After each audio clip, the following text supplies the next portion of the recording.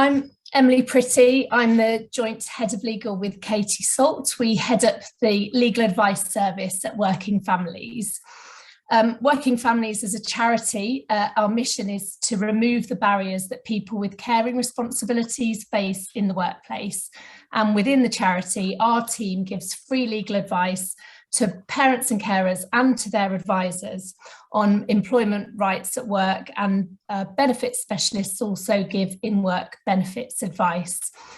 So the purpose of today really is to introduce our service, explain how we offer advice, what resources we have, how we can help you with any kind of queries that constituents might be having generally. Our other teams in the charity, we've got an employer services team who offer advice to large employers largely on how to embed flexible working and best practice, and our policy team work to push for policy change for working parents and carers. So I'll hand over to Katie, who'll give an overview of our service. Hi, as Emily said, I'm Katie. You're on mute. Oh.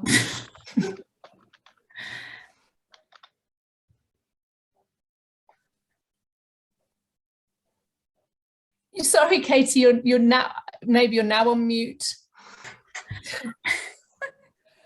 Apologies. I think that I automatically say that when Zoom is on. Carry on. Can you hear me now? I can hear you now. Okay. Hello, I'm sorry.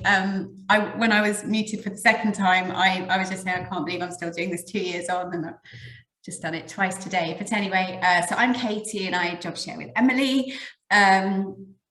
As head of legal service at Working Families. We both joined during the pandemic, so it's been sort of quite 18 months for us in the service. We were inundated by working parents and carers urgently needing our help as they struggle to remain in work and meet the needs of their families. During the pandemic, we experienced a 6-fold increase in demand for our service. At times, 1 in 10 parents have turned to us for advice and guidance. We've had over 2.4 million visits to our website with guidance pages, and we've responded with bespoke advice to thousands of parents and carers on our free phone and email helpline. So basically what we were going to do is just run through how we offer our service, which is probably the next slide. In fact, it's not on the slide, but as I've just mentioned, we have a vast array of articles on our website covering pretty much most issues that might impact on working families and carers from employment law and benefits perspective. Yes, as I've said, we had over 2.4 million visits. The articles are divided into various categories, and also via the website, people can contact us via an email contact form for more bespoke advice.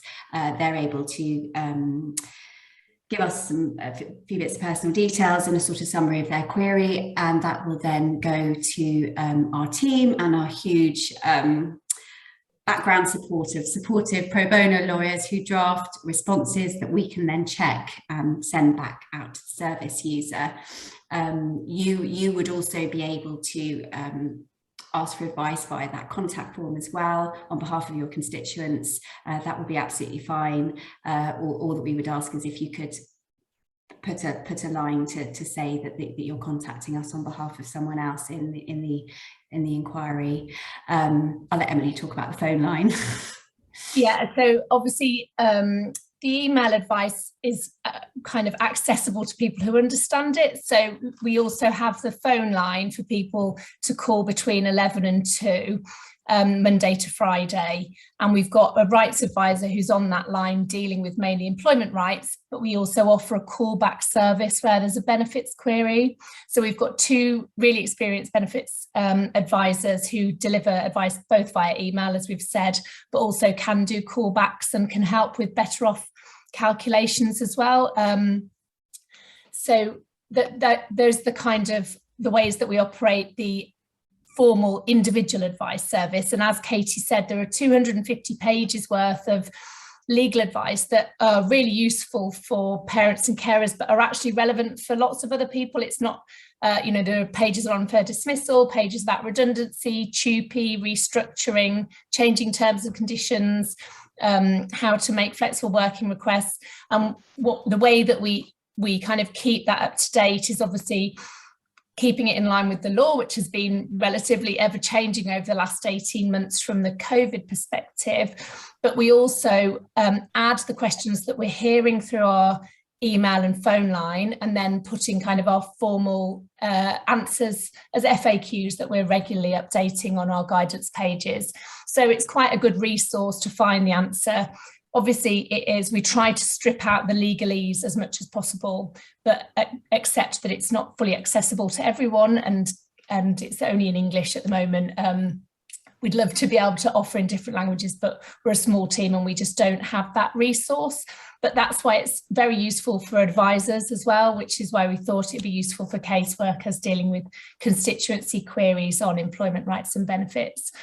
So we tend to give advice for now, and we also come from the approach that most employees really want to keep hold of their jobs at the moment. We try to encourage people to stay attached to the employment market and to retain a good relationship with their employer. We try to deter people from litigating if they don't have to. So we're always trying to find a compromise and a solution that works out best. But we also have got resources for people who do bring litigation in the tribunal, and there's lots of advice on our pages. But as a charity, we can't support people all the way through with litigation, just because we don't know if we'll have the funding to continue our existence for how long it will carry on. So we advise right up to the point of litigation. We've got lots of resources for people who are going through litigation, including precedents of how to fill in an employment tribunal claim form, and lots of other resources on our website. We do help people speak to their employers, draft letter of grievances, and we've got so many resources on our website, including how to make flexible working requests, letters if you're worried about health and safety at work in pregnancy, that people can download, amend and send to their employers. So there's a wealth of resources there for people to access free of charge. Yeah, just to reiterate, what we really try to do is not just provide the legal side of things, it's providing that practical advice as well, which we do both when we advise on email or the phone, and also on the website. So lots of advice as to maybe how to approach your employer, how to have those conversations, to give individuals the skills they need to be able to negotiate the outcome that they want, and use the legal knowledge to support them with that. They also quite often want something in writing, so again, that's why the website's nice, or the email advice service is nice, because they've got something they can show their employer. Because another thing we haven't mentioned is often it's not always employers just being bad employers. Often, particularly with smaller employers, they don't necessarily know what their obligations are, and often when we can just give them something in writing that shows them that can often resolve the situation. So Emily's just the next slide basically gives you a sense of the kind of queries that we tend to cover. Maternity and pregnancy are a huge percentage of those involving and discrimination. At the moment, we're seeing lots of flexible working requests, which is good in the sense that it shows that people are asking about flexible working much more. It's also bad that a lot of them are refusals, so we're giving advice as to what to deal with, how to deal with the refusal of flexible working. Imposed change, fire and rehire, has been quite a lot of that in the press. Obviously ongoing is employment rights during COVID, and as the situation changes, that advice obviously has to change. Redundancy and TUPE transfer. And then, as Emily said, we also have the benefits section, which covers in-work benefits. Childcare is a huge topic at the moment. We're seeing lots of queries about, and then obviously maternity benefits for carers, and disability and sickness benefits. And I think we'll share these slides afterwards, but it kind of gives a flavour of the type of queries that we have either FAQs on or that we can answer. And I think, to be honest, that was kind of the overview of the service that we have, and we just wanted to see if you had any questions or queries or any issues that are coming up that we might be able to help with. So I'll just stop sharing now, and I'll stop recording as well, because if it's an issue that's sensitive to an individual, we obviously don't want to keep a record of it. So I'll stop that now. Thanks very much.